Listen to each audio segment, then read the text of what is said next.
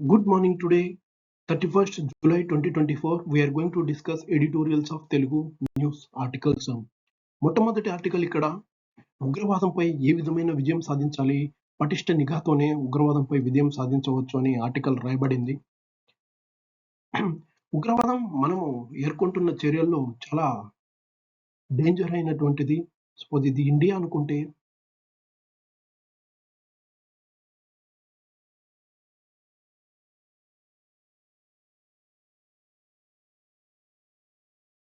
India ఇది జమ్మూ కాశ్మీర్ రీజియన్లో, ఈ region మొత్తం ఉగ్రవాదానికి ఎప్పుడు పొంతనే ఉంటుంది. ఇక్కడ మనకు పాకిస్తాన్ ఇలా అనుకోని ఉంటుంది.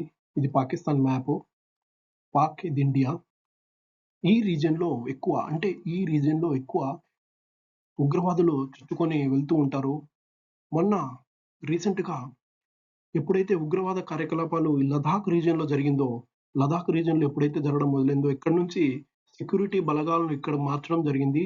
తర్వాత ఈ ఉగ్రవాదులు అదే పని చూసుకొని ఎవరు ప్రజలు లేని ప్రాంతంలో, సెక్యూరిటీ తక్కువగా ఉండే ప్రాంతంలో, బార్డర్ సెక్యూరిటీ ఫోర్స్ BSF తక్కువ ఉండే ప్రాంతాల్లో వీళ్ళు చొచ్చుకొని అనేక అసంఘటిత కార్యకలాపాలను చేయడం మొదలెట్టారు.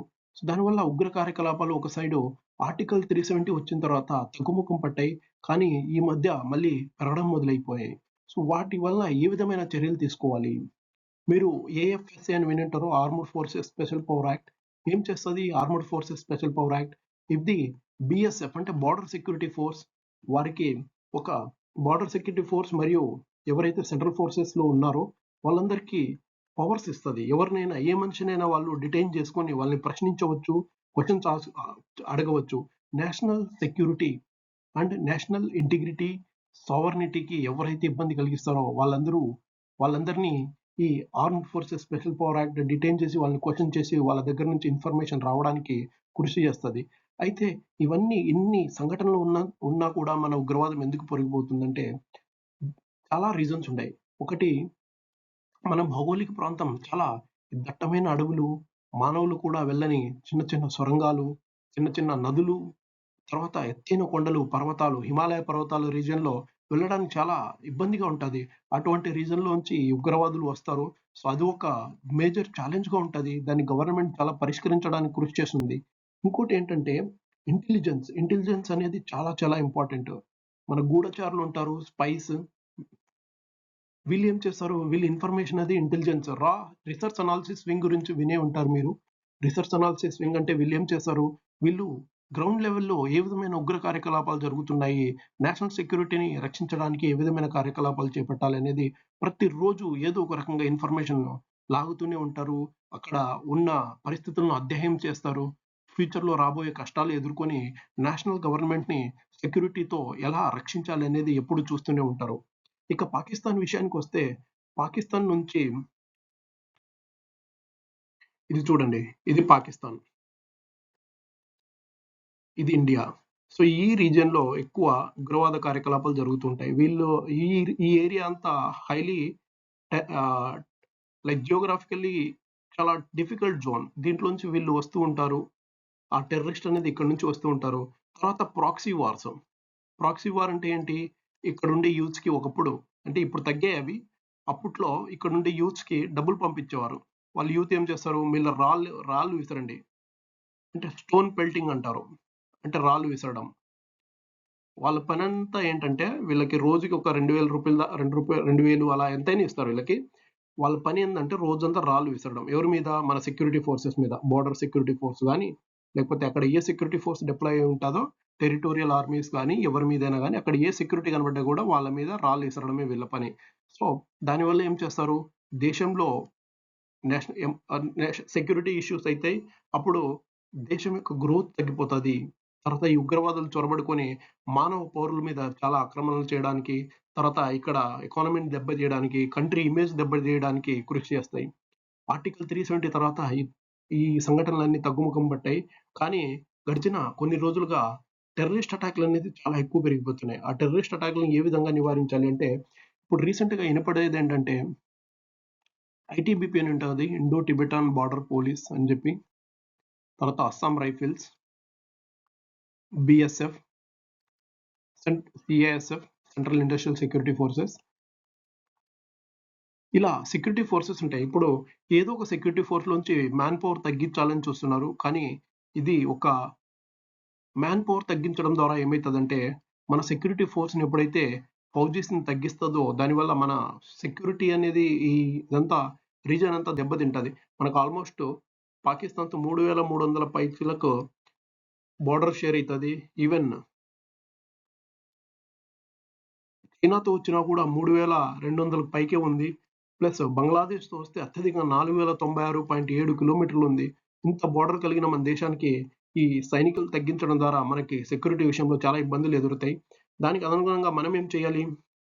ఇవాళ ఆర్టిఫిషియల్ ఇంటెలిజెన్స్ అంటే కృత్రిమ మేధ అది చాలా అభివృద్ధి చెందుతూ ఉంటుంది. ఆర్టిఫిషియల్ ఇంటెలిజెన్స్ డ్రోన్స్ అనేది వాడడం మొదలెట్టాలి. డ్రోన్స్ నుంచి మనం అధ్యయనం చేయొచ్చు. ఇప్పుడు ఈ రీజియన్స్ ఏదైతే టఫ్ రీజియన్స్ ఉన్నాయో, ఈ రీజియన్స్‌లో ఎవరైతే మన సెక్యూరిటీ ఫోర్సెస్ ఎళ్ళలేవో, అక్కడ డ్రోన్స్ ఉపయోగించుకొని అక్కడ రీజియన్‌ని స్టడీ చేయాలి. అక్కడ కదలికలను గుర్తించాలి. హ్యూమన్ ఇంటెలిజెన్స్, ఆర్టిఫిషియల్ ఇంటెలిజెన్స్ అని ఉంటది. హ్యూమన్ లింక్డ్ ఆర్టిఫిషియల్ ఇంటెలిజెన్స్ మనుషులు ఎవరైతే ఉంటారో వాళ్ళని ఐడెంటిఫై చేస్తది. ఐడెంటిఫై చేయడం ద్వారా వాటి నుంచి ఈజీగా గమనించి సెక్యూరిటీ చర్యలను తీసుకోవచ్చు. అదే కాకుండా మన సెక్యూరిటీ ఫోర్సెస్ అనేది ఇక్కడ పెంచాలి. మనము అవుతుంది గదా! ఈ రీజియన్‌లో టెర్రరిస్ట్ అటాక్ తగ్గుతున్నాయని ఒక అలసత్వం అనేది ఎప్పుడు వహించకూడదు. ఎప్పుడు అలర్ట్‌గానే ఉండాలి. సెక్యూరిటీ ఫోర్సెస్ ఎప్పుడు అలర్ట్‌గానే ఉంటాయి. ఎప్పుడైతే ఇక్కడి నుంచి సెక్యూరిటీ ఫోర్సెస్‌ని డిప్లాయ్‌మెంట్ వేరే చోటేస్తారో అప్పుడే చాలా ఇబ్బంది ఎదురుతది. సో, వీటన్నిటిని కన్సిడర్ చేసుకొని భారత ప్రభుత్వం ముందుకెళ్ళాలని చెప్పేది ఆర్టికలు. మళ్ళీ నెక్స్ట్ ఆర్టికల్ ఏంటంటే సేమ్ మనం ఏం డిస్కస్ చేసుకున్నాం? చైనా, పాకిస్తాన్ ఎకనామిక్ కారిడార్ ఇది గుర్తుపెట్టుకోండి. ఇక్కడి నుంచి ఇక్కడికొచ్చేది చైనా, పాకిస్తాన్ ఎకనామిక్ కారిడార్. ఇది గోదావరి పోర్టు, ఇక్కడ కరాచీ ఉంటది. తర్వాత ఇది లాహోర్ నుంచి ఇస్లామాబాద్, లాహోర్ ఇలా మీదుగా గోదావరి పోర్ట్‌లో ఇలా ఎళ్తది. కాషిగర్ అంటే ఇది. ఇది దేంట్లోంచి ఎళ్తుందండి ఇక్కడ? ఇండియాలోంచి ఎళ్తుంది. ఇండియా అంటే దీన్ని అక్సై చిన్ రీజియన్ అంటారు. అక్సై చిన్ అనేది చైనా అనేది ఆక్యుపై చేసుకుంది. అది మన పార్టే. 1947లో ఆ టైంలో ఈ పార్ట్ ఇది చైనా ఆక్యుపై చేసుకుంది. ఈవెన్ పాకిస్తాన్ కంట్రోల్‌లో కూడా కొంచెం వస్తది. దాన్నే చె ఆక్ పాకిస్తాన్ ఆక్యుపైడ్ కాశ్మీర్ అంటారు. ఓకే. అంటే పాకిస్తాన్ ఇల్లీగల్‌గా ఆక్యుపై చేసుకుంది. ఇది మన ల్యాండ్. ఇక్కడ పైన అక్సై చిన్ అని ఉంటది. అది కూడా మన ల్యాండే. ఇవి 2 ఇల్లీగల్‌గా మన ఏరియాలోంచి పోయాయి. సో, దానిలోంచి మన సావర్నిటీ అంటే మన సార్వభౌమాధికారాన్ని బయటపెడుతూ చైనా ఏం చేస్తుంది? ఇక్కడి నుంచి ఒక రోడ్ కన్‌స్ట్రక్ట్ చేస్తుంది. రోడ్ ద్వారా దీనికి ఏం లాభం? ఇప్పుడు చైనా అనేది పెట్రోలియం, గూడ్స్ అండ్ పెట్రోలియం మనం ఎంతైతే పెట్రోలియం కన్జంప్షన్ చేస్తున్నామో వాళ్ళకి కూడా అంతే అవసరం. అందువలన వాళ్ళు క్రూడ్ ఆయిల్ ఇంపోర్ట్ చేసుకోవడానికి మొత్తం సముద్రం అంతా తిరిగి రావాలి. నెక్స్ట్ మ్యాప్‌లో చూపిస్తాను సముద్రం ఎలా తిరుగుతారో. వ దానికి తగ్గించడానికి వీళ్ళేం చేస్తారు ఇక్కడ గోదావరి పోర్ట్ నుంచి ఇక్కడి నుంచి తీసుకొని జస్ట్ ఈ పాకిస్తాన్ క్రాస్ అయితే చాలు చైనాలో ఎంటర్ అయిపోతది. అంటే ఇక్కడ వేల కిలోమీటర్లు ట్రావెల్ చేయాల్సిన వాళ్ళు ఇక్కడ నుంచి జస్ట్ తక్కువ డిస్టెన్స్ ట్రావెల్ చేస్తే చైనాలో వెళ్ళిపోతది. దాని తర్వాత వాళ్ళ సరుకులు వాళ్ళు తీసుకోవచ్చు. దీని ద్వారా పాకిస్తాన్‌కి ఏం లాభం? పాకిస్తాన్‌కి అనేకమైన లోన్స్ ఇచ్చారు. ఇప్పుడు పాకిస్తాన్ ఎలాగో బెగ్గర్ స్టేట్ అయిపోయింది. ఆహ్, వాళ్ళు ఐఎంఎఫ్, వరల్డ్ బ్యాంక్ నుంచి అప్పు తీసుకోవాల్సిన అవసరం ఏర్పడుతుంది. అక్కడ ఎకానమీ మొత్తం దెబ్బతినింది. దీనివల్ల ఏంటంటే వీళ్ళు ఎక్కువ అప్పు తీసుకోవడం, విపరీతమైన అప్పు తీసుకోవడం. ఇప్పుడు వాళ్ళకి ఒక రోజు అక్కడ ఆటా దొరకడానికే చాలా గోధుమ పిండి దొరకడానికే చాలా దుర్భరమైన జీవితం ఎదుర్కొంటున్నారు. సో, ఈ చైనా, పాకిస్తాన్ ఎకనామిక్ కారిడార్ అనేది మన నేషనల్ ఇంటిగ్రిటీ అండ్ సెక్యూరిటీని దెబ్బతీస్తది. ప్లస్ ఈ చైనా, పాకిస్తాన్ అనేది హైలీ ఫ్రెండ్‌షిప్ కంట్రీస్. అందువల్ల మనకు చాలా ఇబ్బంది. ఇక్కడ మనకి ఒకసారి డోక్లాం ఇష్యూ అని మనం డిస్కస్ చేసుకున్నాం. డోక్లాం ఇష్యూ గాని, లేకపోతే గల్వాన్ వ్యాలీ అని చెప్పి, గల్వాన్ వ్యాలీలో గూడా మన సెక్యూరిటీ చైనీస్ సెక్యూరిటీస్ చాలా ఇబ్బంది పడ్డాయి. డోక్లాంలో మన ఏరియా భూభాగంలో చైనీస్ పీపుల్ లిబరేషన్ ఆర్మీ సైనికులు చొరబడి మన ఏరియాను ఆక్యుపై చేయడం గూడా మొదలెట్టారు. అది గూడా ఒక చాలా డేంజరస్ ఇష్యూ. ఏంటంటే పాకిస్తాన్ పాకిస్తాన్‌లో ఇష్యూ ఏం లేకపోతే చైనాని ప్రెషర్ చేస్తది. మీరు ఇండియా సైడ్ ఎలాగైనా ప్రెషర్ చేయండి అని చెప్పి. అప్పుడు చైనా ఇండియా సైడ్ రావాలని చెప్పి సైనికుల్ని నిర్దేశిస్తది. ఇక్కడ బోర్డర్‌లో వాళ్ళతో ఇబ్బంది పడాల్సొస్తుంది. లేకపోతే పాకిస్తాను ఇక్కడ ప్రాక్సీ వార్ చేయడం, ఇక్కడ రాళ్ళు వేపియడము, లేకపోతే ఉగ్రవాదులను పంపించి ఇలా చేయడం వంటి చూస్తుంటాయి. పాకిస్తాన్ ఏంటంటే ఒక deep stated deep state breeding illegal affairs, breeding terrorism, terrorism ఎక్కువ బాన్ అయింది పాకిస్తాన్. పాకిస్తాన్‌లో ఇంకో ఇష్యూ సైడ్ ఇక్కడ ఆఫ్ఘనిస్తాన్ ఉంది. ఇది చూడండి.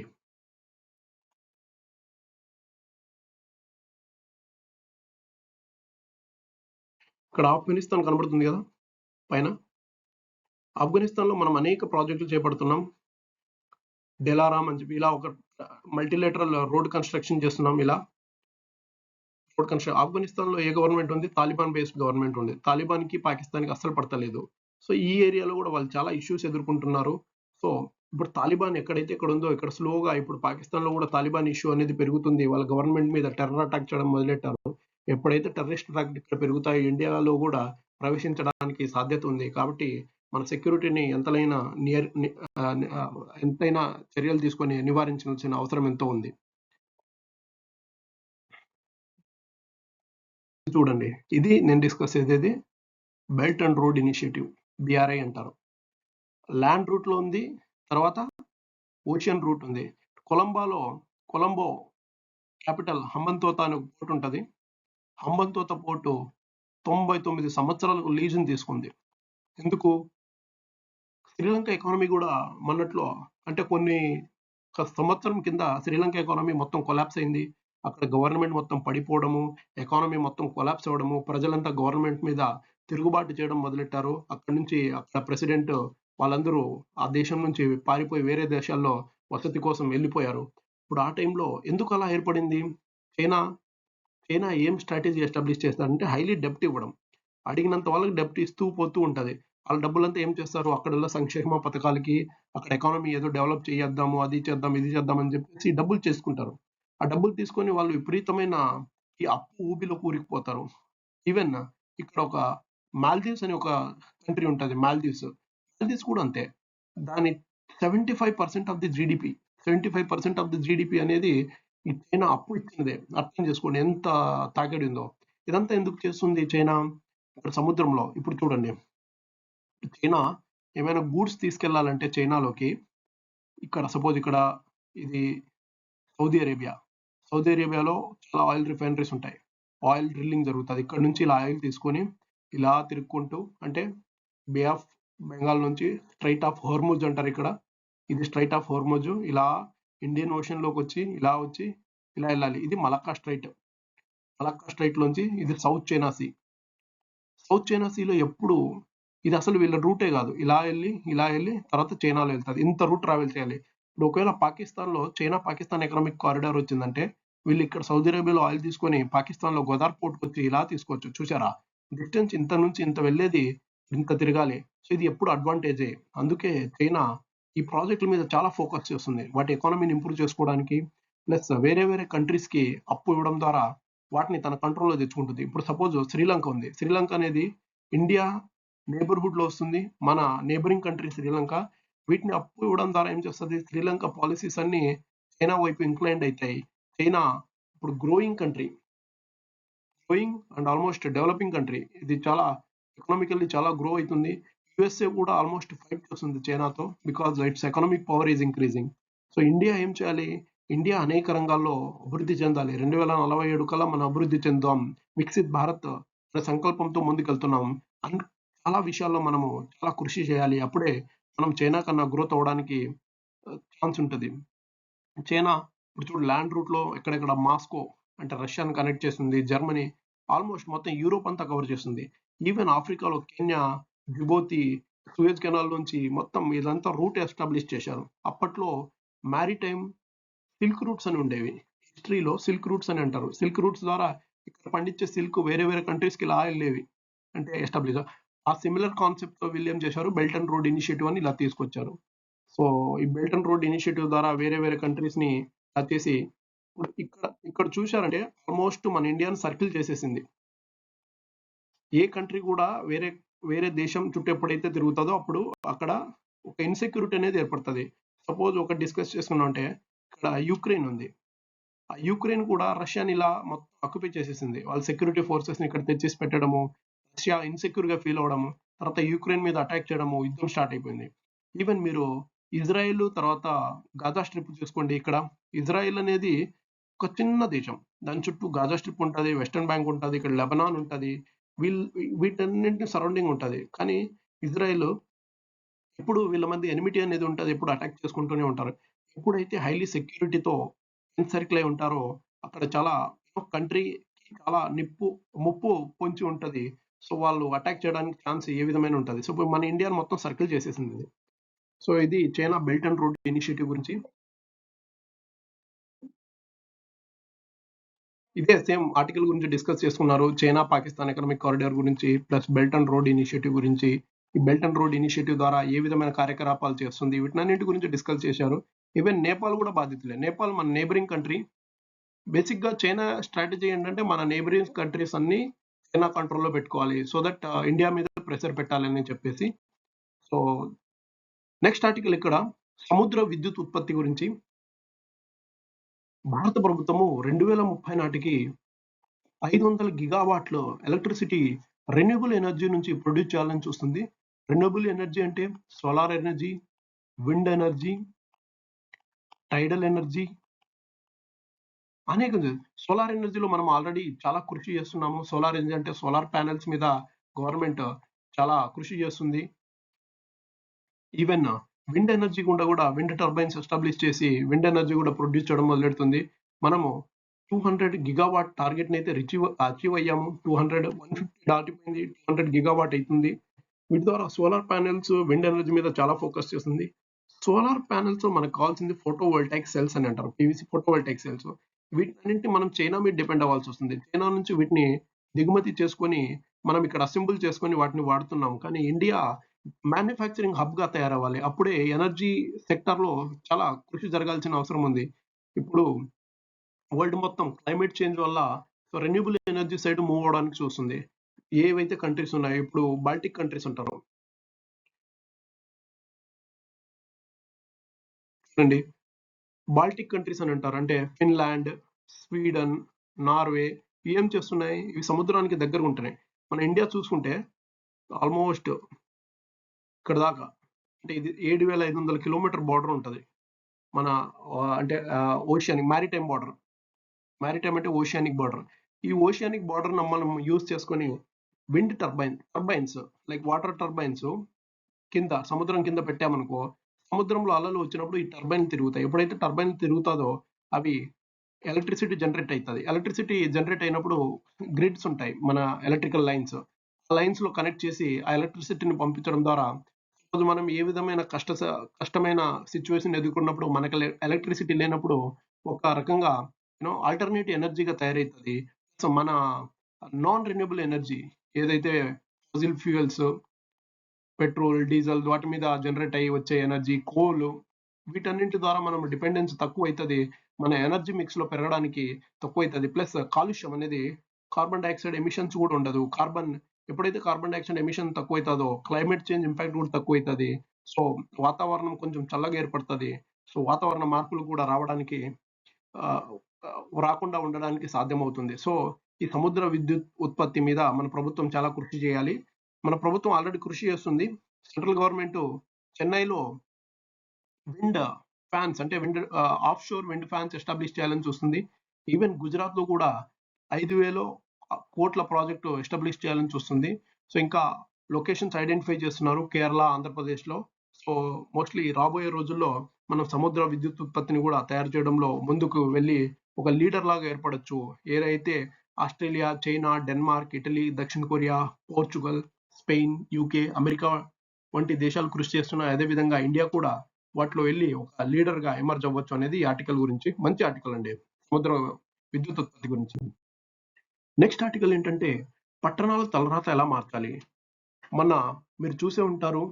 ముగ్గురు విద్యార్థులు సివిల్ సర్వీసెస్ ఎగ్జామ్స్‌కి ప్రిపేర్ అవ్వడానికని వెళ్లి ఢిల్లీలో బేస్‌మెంట్‌లో కూర్చొని చదవడం మొదలెట్టారు. బేస్‌మెంట్‌లో యాక్చువల్లీ ట్యూషన్ క్లాస్ కండక్ట్ చేయడము, లేకపోతే లైబ్రరీ ఉంచడం మొదలెట్టారు. ఎక్కడ ఎళ్ళినా గూడా అపార్ట్మెంట్‌లో బేస్‌మెంట్‌లో ఎందుకు ఉపయోగిస్తారండి? బేస్‌మెంట్‌లో స్టోరేజ్ ఫెసిలిటీ లాగా ఉపయోగిస్తారు. అంటే they are not deemed for human facilitation, human habitation. అవి హాబిటేషన్స్ కాదు. అవి స్టోరేజ్ ఫెసిలిటీ మాత్రమే. హ్యూమన్ హాబిటేషన్ అస్సలు ఉండకూడదు. ఈవెన్ ఢిల్లీ కన్‌స్ట్రక్షన్ రూల్స్ 2020 గూడా ఏమని చెప్తాదంటే అవి సెమీ ఏరియాస్ అంటే స్టోరేజ్‌కి ఉపయోగించవచ్చు. ఏమైనా జనరేటర్స్, ఎలక్ట్రికల్ ఎక్విప్మెంట్స్ పెట్టడానికి ఉపయోగించొచ్చు. కానీ ఢిల్లీలో ఏం జరిగింది? ఈ కోచింగ్ సెంటర్‌లు ఆ స్టోరేజ్ ఏరియాలను కూడా ఒక కోచింగ్ సెంటర్‌గా మార్చేశాయి. కింద బేస్‌మెంట్‌లో ఉండే ఏరియాను మార్చేశాయి. దానివల్ల విద్యార్థులు అక్కడ ఎళ్ళడం, చదవడం మొదలెట్టారు. మొదలెట్టడం ద్వారా ఇప్పుడు క్లైమేట్ చేంజ్ మనం ఇందాకే డిస్కస్ చేస్తున్నాం. క్లైమేట్ చేంజ్ వల్ల వచ్చే ఇంపాక్ట్ ఏంటంటే అతివృష్టి, అనావృష్టి. ఒక చోట వర్షం కురిస్తే దండిగా వర్షం కురుస్తది. వర్షం కురవడం వల్ల మొత్తం టౌనంతా వాటర్‌తో మునిగిపోయి వస్తాది. ఎప్పుడైతే మునిగిపోతాదో లోతట్టు ప్రాంతాల్లో నీరు చొచ్చుకొని పోవడానికి సాధ్యత ఉంటాది. మొన్న అలానే జరిగింది. లోతట్టు ప్రాంతమైన ఈ ఢిల్లీ కోచింగ్ సెంటర్‌లో ఈ బేస్‌మెంట్ ఏరియాలో నీళ్ళంతా వెళ్ళింది. వెళ్ళగానే డోర్ ఆటోమేటిక్‌గా క్లోజ్ అయిపోయింది. డోర్ క్లోజ్ అయిపోగానే అక్కడ ఈ థంబ్ ప్రింట్ చేసే సిస్టమ్ ఏదైతే ఉందో అది పనిచేయదు. ఇంకా మన మొబైల్ నీళ్ళలో పడగానే అది ఎలా పనిచేయదో అది కూడా పనిచేయడం ఆపేసింది. ముగ్గురు స్టూడెంట్స్ అక్కడే స్టక్ అయిపోయారు. వాళ్ళు నీళ్ళలోంచి బయట రావడానికి కృషి అవ్వలేదు. తర్వాత మొత్తం మునిగిపోవడం వల్ల వాళ్ళు ఊపిరాడక అక్కడే చనిపోవడం జరిగింది. ఇది ఎంత దౌర్భాగ్యకరమైన సిట్యుయేషన్ అంటే ఇటువంటి సిట్యుయేషన్ ఎవరికీ రాకూడదు. చదువుకోవడానికి వెళ్ళిన విద్యార్థుల మీద ఇటువంటి దారుణం జరగడము ఇది భారత పట్టణీకరణ అంటే అర్బనైజేషన్‌కు ఒక ముప్పు లాంటిది. సో, అర్బనైజేషన్ అనేది చాలా పెరుగుతుంది. 65,00,00,000 మంది ప్రజలు 65 క్రోర్స్ పీపుల్ అర్బన్ ఏరియాలో నివసిస్తున్నారు. అర్బన్ ఏరియాస్ ఏం చేస్తున్నాయి? ఎంక్రోచ్‌మెంట్ అంటే ఆక్రమణలకు గురైతున్నాయి. అడ్డదిడ్డంగా కన్‌స్ట్రక్షన్ జరుగుతున్నాయి. గల్లీలు పెరిగిపోతున్నాయి. గల్లీలు పెరిగిపోతే ఇబ్బందేం లేదు. రోడ్ కన్‌స్ట్రక్షన్ సరిగ్గా ఉండవు. గుంతలు అంటే డిచెస్ చాలా ఉంటాయండి. ఈ గుంతలు ఉండడం వల్ల ఏమైతది? సో, ప్రయాణం చేసేటప్పుడు యాక్సిడెంట్ అవ్వడానికి, సంభవించడానికి చాలా ఇదుంటది. తర్వాత ఎలక్ట్రిక్ లైన్స్, ఎలక్ట్రిక్ పోల్స్ ఇష్టారాజ్యంగా ఎలక్ట్రిక్ కనెక్షన్ తీసుకోవడం ఎప్పుడైతే ఈ భారీ వర్షం వచ్చినప్పుడు, భారీ విండ్స్ వచ్చినప్పుడు ఏమైతది? ఈ ఎలక్ట్రిక్ పోల్స్ పడిపోతాయి. అవి నీళ్ళతో ఎప్పుడైతే ఇంటరాక్ట్ అయితాయో అక్కడ ఎలక్ట్రిఫికేషన్ జరుగుద్ది. అక్కడ చాలా మంది చనిపోవడానికి సాధ్యత ఉంటది. చనిపోయే వాళ్ళు ఎవరంటే పేదరికంలో ఉండేవారండి. పేదరికంలో ఉండేవాళ్ళు, ఏ విధమైన అవసరం లేని వాళ్ళు చాలామంది చనిపోతూ ఉంటారు. వారే గదా కష్టపడేది. డబ్బులుండే వాళ్ళు ఎలాగైనా మంచి లొకేషన్‌లో ఉంటారు. పేదరికం, పావర్టీ, డౌన్ ట్రాడెన్ కమ్యూనిటీస్ ఎవరైతే చదువుకోవడానికి ఎవరైతే ఎళ్తారో వాళ్ళు మిడిల్ క్లాస్ అనేది ఇవి అనుభవించాల్సొస్తుంది. సో, పట్టణీకరణ చాలా వేగంగా అభివృద్ధి చెందుతుంది. ఇది 70-80 కోట్లు కూడా పెరిగే అవకాశం ఉంది. సో, అందువల్ల మనం అనేక రకమైన స్కీమ్‌లు ఇంప్లిమెంట్ చేస్తున్నాం. అమృత్ అనే స్కీమ్ చెప్పి Atal mission for rejuvenation of urban transformation అని చెప్పేసి అమృత్ స్కీము. తర్వాత స్మార్ట్ సిటీస్ అని చాలా ఇంప్లిమెంట్ చేస్తున్నాము. తర్వాత విలేజ్ ఏరియా డెవలప్‌మెంట్ అని చెప్పేసి అది మున్సిపాలిటీ ఏరియా డెవలప్‌మెంట్ అని చెప్పేసి 73rd కాన్స్టిట్యూషనల్ అమెండ్మెంట్‌లో మున్సిపాలిటీ సిస్టమ్ తీసుకొచ్చారు. ఈవెన్ విలేజెస్‌లో పంచాయతీ రాజ్ సిస్టమ్ కూడా తీసుకొస్తారు. ఇవన్నీ అర్బన్ ఏరియాతో లింక్ అయి ఉంటాయి. ఇవన్నీ లింక్ అవ్వడము బడ్జెట్‌లో స్టేట్ గవర్నమెంట్స్‌కి ఫండ్స్ చాలా తక్కువ. స్టేట్ గవర్నమెంట్స్ ఈ మున్సిపాలిటీకి ప్లస్ పంచాయతీరాజ్ సిస్టమ్‌కి ఫండ్స్ ఇవ్వడం చాలా తక్కువ. సో, దానివల్ల వీళ్ళ దగ్గర ఫండ్స్ ఉండవు. ఇష్టానురీతిగా కన్‌స్ట్రక్షన్ చేస్తారు. ఇల్లీగల్ కన్‌స్ట్రక్షన్ చాలా ఎక్కువైపోయాయి. ఈవెన్ చెత్త ఏరుకొని వాటిని శుభ్రపరిచి బయటకు వదలాల్సిన మున్సిపల్ ప్రభుత్వాలు చెత్త ఎక్కడెక్కడితే అక్కడ పేరుకుపోయి వాటి నుంచి వర్షాలొచ్చినప్పుడు దుర్గంధం వచ్చి అక్కడ దోమలన్నీ వెళ్ళి రోగాల బారిన పడుతున్నారు ప్రజలు. సో, రోగాలు ప్రబలుతున్నాయి. ఇప్పుడు డయోరియా, అతిసారం అనేది ఆంధ్రప్రదేశ్ మరియు తెలంగాణ రాష్ట్రాల్లో, ఈ తెలుగు రాష్ట్రాల్లో చాలా ఎక్కువ పెరిగిపోతుంది. సో, మన ముందు ఉండే తక్షణ కర్తవ్యం అంటే ప్రభుత్వం ముందు ఉండే తక్షణ కర్తవ్యం ఏంటంటే, నాణ్యమైన పట్టణీకరణ కోసము కృషి చేయాలి. ఇల్లీగల్ కన్‌స్ట్రక్షన్‌లన్నీ తీసేయాలి. సో, ప్రజలకి వీటినన్నింటిని అవగాహన కల్పించాలి. అండ్ రూల్స్ అనేది ప్రాపర్‌గా ఉండాలండి. రూల్స్‌లో ఏ విధమైన లోపాలు ఉండకూడదు. లోపాలు ఉండకూడదు. ఎప్పుడైతే లోపాలు ఉంటాయో ప్రజలు ఆ లోపాలను వెతికి అడ్డదిడ్డంగా కన్‌స్ట్రక్షన్ చేయడం మొదలెడతారు. సో, దానివల్ల మన పట్టణీకరణ అనేది తగ్గిపోతది. సో, ఫ్యూచర్‌లో మనం చాలా ఇష్యూస్ ఫేస్ చేయాల్సిన అవసరం ఉంటుంది. సో, ఈ పట్టణాల తలరాత మారాలంటే ప్రజలు మారాలి, ప్రభుత్వాలు మారాలి, ఫండ్స్ రావాలి. అందరిని అంటే మొత్తం అంతా ఎన్విరాన్మెంట్, ఎకోసిస్టమ్ అంతా డెవలప్ అవ్వాలి. ఎవరో ఒకరు వచ్చి చేసేది కాదు. ఇది ప్రతి ఒక్కరి సమిష్టి కృషి అని ఆర్థర్ చెప్తున్నారు. ఇవాళ అంతే అండి. Thank you very much for the discussion.